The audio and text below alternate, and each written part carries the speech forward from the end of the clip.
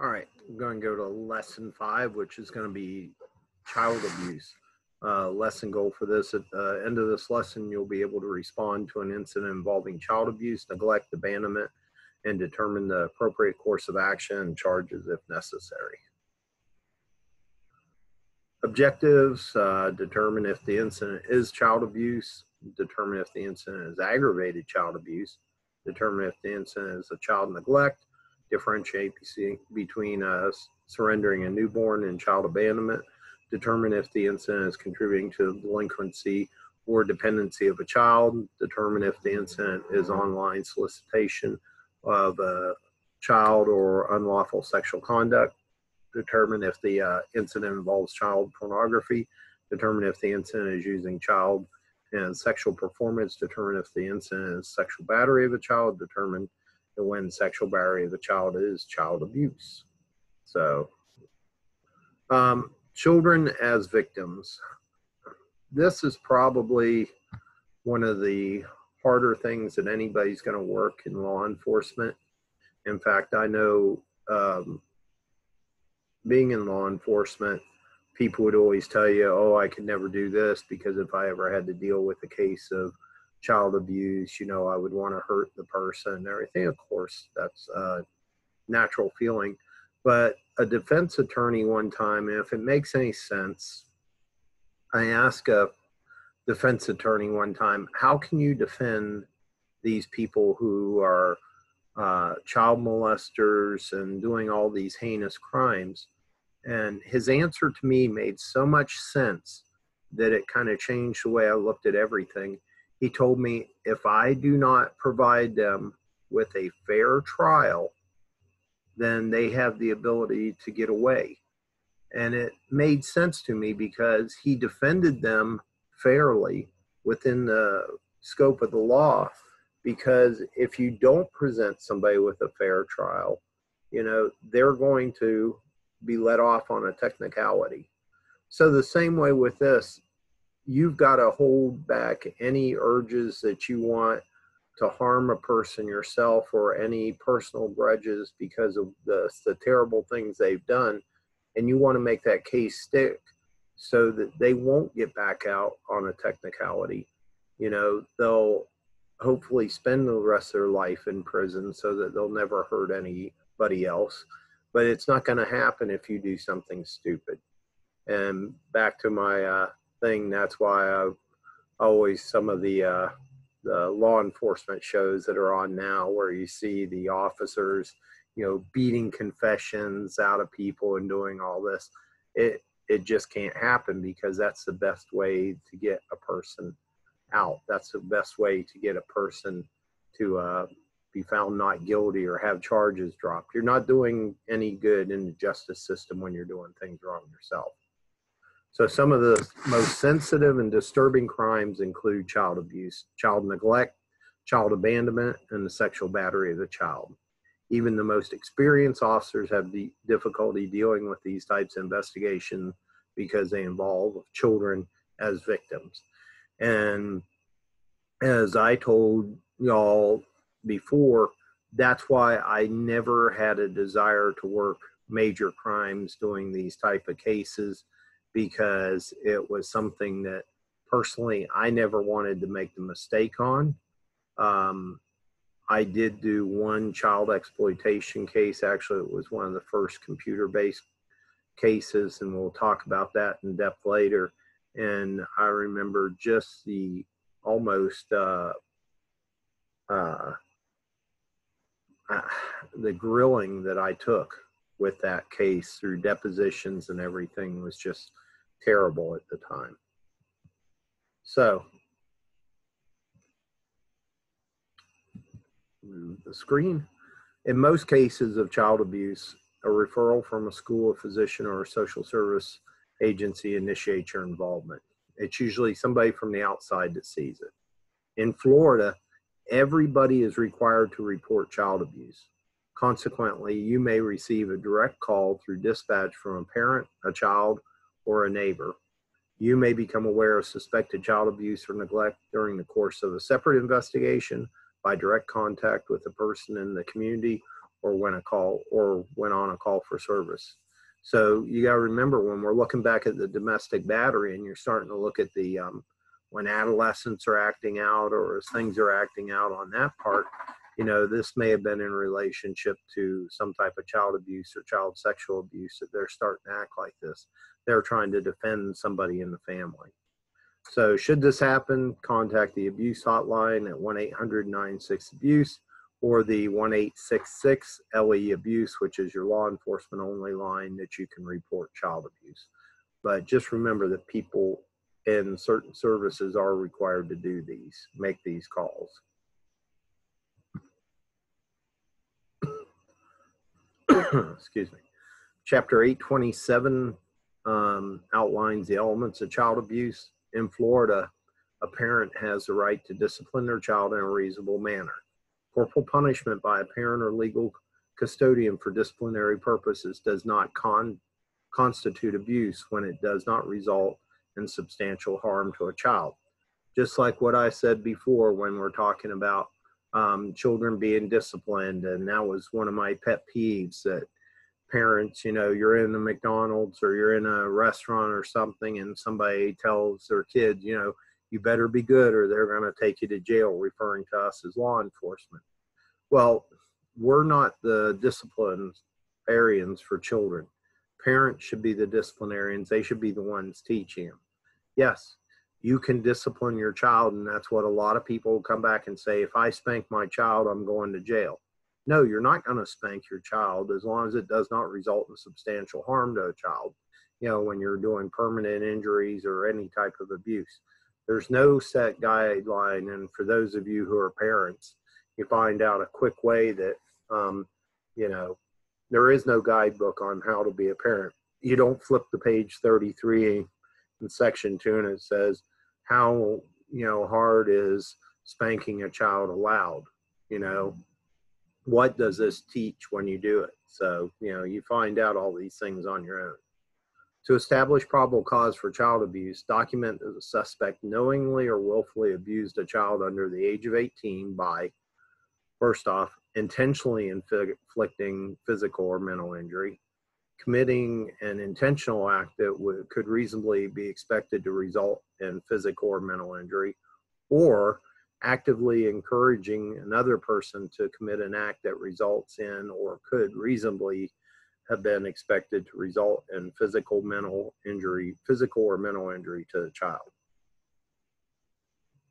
Physical injury from child abuse can be any one of the following: a sprain, like a sprained ankle, wrist, any type of thing like this, dislocation of a joint, cartilage damage, bone or skull fracture, brain or spinal cord damage, intracranial hemorrhaging or bleeding in the skull or the brain, injury to any internal organ, asphyxiation, suffocation, drowning, burns, scalding, cuts, laceration, punctures, or bites. I'm going to go through these, just the medical terms. I don't mean to insult anybody, but just so you know what they mean when it does.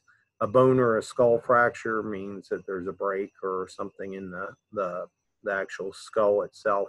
In small children, these are very hard to produce because of the way the bones are softer and everything.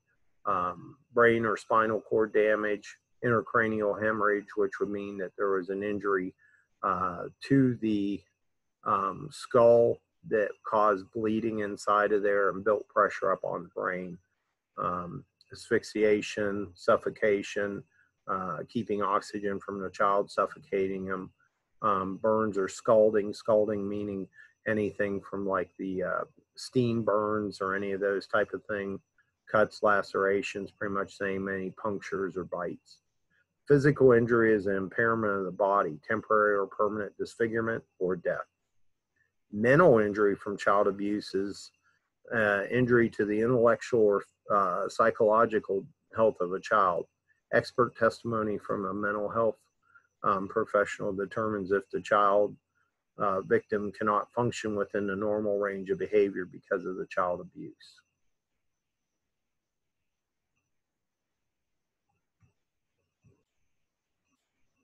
Aggravated child abuse.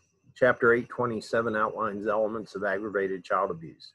To establish probable cause for aggravated child abuse under the age of 18, document that the suspect committed aggravated battery upon a child, and we already went over that, willfully tortured a child, maliciously punished a child, willfully and unlawfully caged a child, or knowingly or willfully committed child abuse against a child, causing great bodily harm, permanent disability, or permanent disfigurement.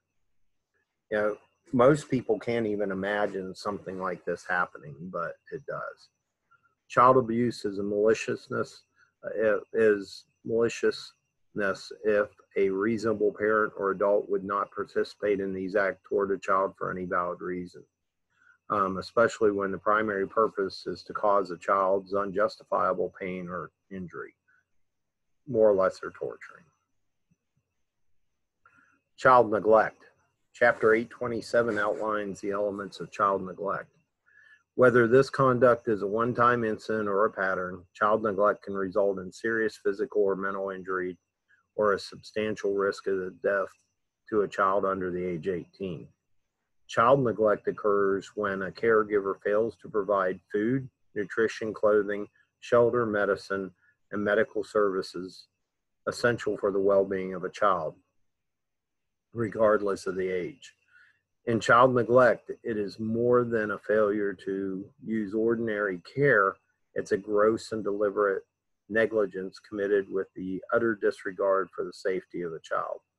So just some of the things that you need to look at, you know, it's not a point where, you know, you're not giving your kid candy because they want candy. This is withholding food for them out, you know, on purpose to try to, you know, harm the child, not giving them the right clothing, shelter, medicine, medical services, not taking them to the doctor when you know that they have injuries. This sometimes happens when a child gets hurt and they don't want the child to go to the doctor because they're going to find out other things, so they withhold it from them. One way that we have charged, I've charged child neglect in the past, has actually been keeping somebody in a house or keeping a child in a house that is so filthy that, you know, could potentially cause them harm. Our dog hoarders and cat hoarder people. We've been actual residences that where the animals, they'll have 30, 40 cats or dogs and stuff in a single wide mobile home, just to give you the visual part of this. And one of the things that will happen is these animals will urinate, defecate inside the house. Believe it or not, will actually change the oxygen levels in the house. How it does it is all the ammonia and stuff like this within the home, from all the urine and the feces and everything, actually push the oxygen out. So in a normal, typical environment, you need 19.5 to 22.5% oxygen to live on. Everything else is, you know, a combination mostly of nitrogen and other stuff like that. But you need that 19.5 to 22% to survive. If it goes lower, you start to have effects all the way to death. And if it goes higher, you can have effects to death. Well, we've been in homes that have been in the 17% range, which doesn't seem like much, but once you get that low, it starts to affect the brain. So then this is just because of that. You'll go into homes that, you know, you'll actually open the refrigerator and there's roaches coming out of it. There's roaches all over the place. The kids will have bites from bugs. It's just awful, some of the things that you're going to see.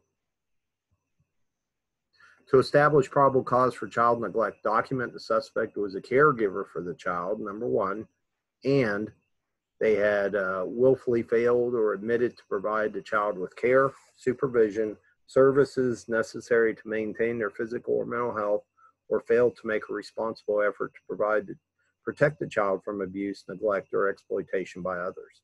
So this is a charge that you'll see sometimes where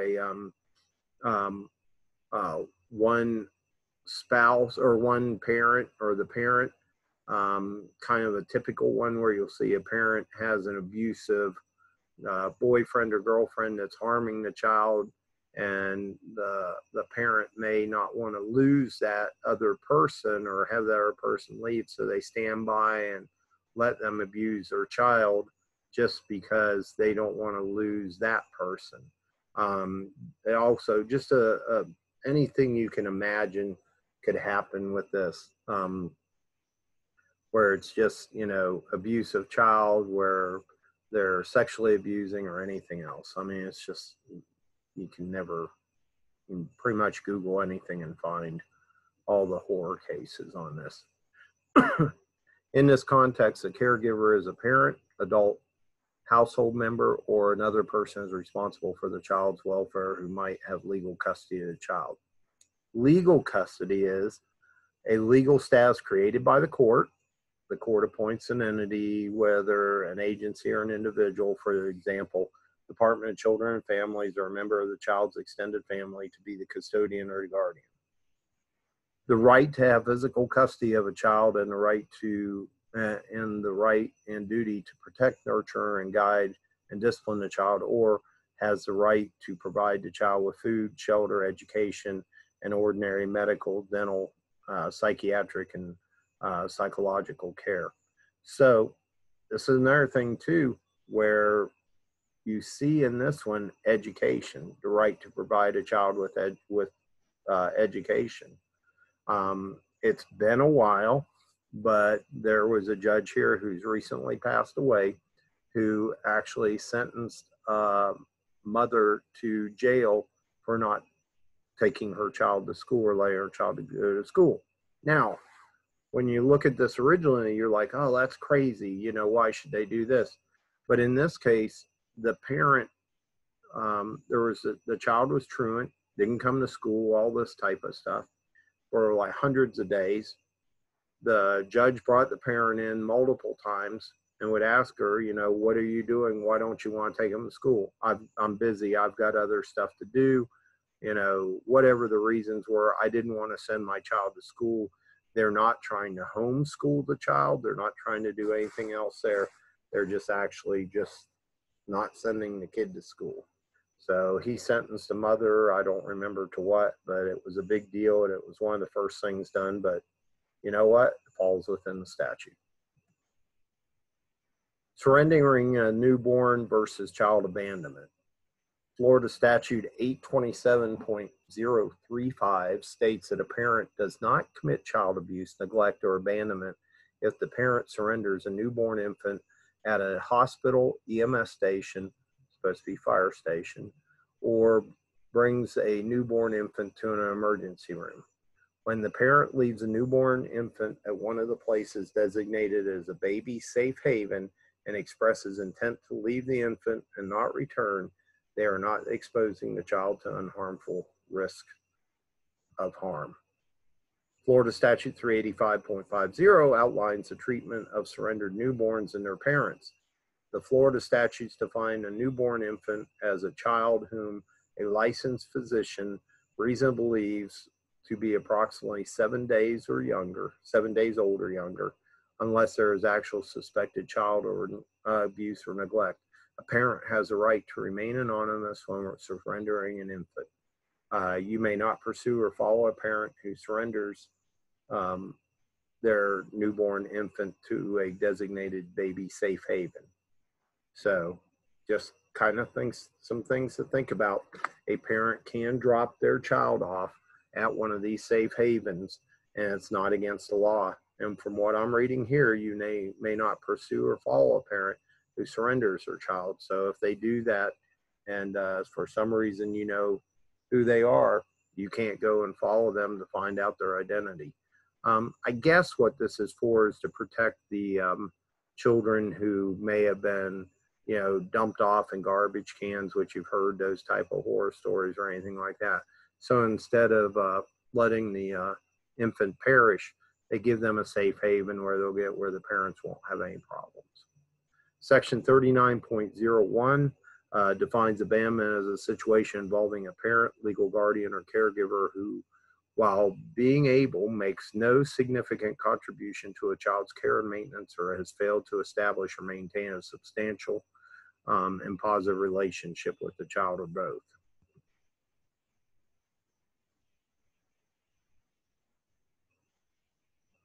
contributing to the delinquency or dependency of a child. Section 827.04 outlines the elements for contributing to the delinquency or dependency of a child. To establish probable cause for contributing to the delinquency or dependency of a child under the age 18, document the following of the suspect: that they committed an act that caused, tended to cause, encouraged, or contributed to a child becoming a delinquent or a dependent child or child in need of services, or by act, threat, command, or persuasion induced or endeavored to induce a child to commit or perform an act, follow a course of conduct, or live in a manner that caused or tends to cause the child to remain a delinquent or dependent child, or a child in need of services. Move this out of the way. A person over 21 who has sexual relations with a child under 17 and gets her pregnant contributes to the delinquency of the child, even if the victim consented to or has had a previous sexual history. So, all right, I'm going to break here on this one because this is going to be into a lot of discussion, and I'm going to talk about several old cases there. So we'll take a break here and we will be back.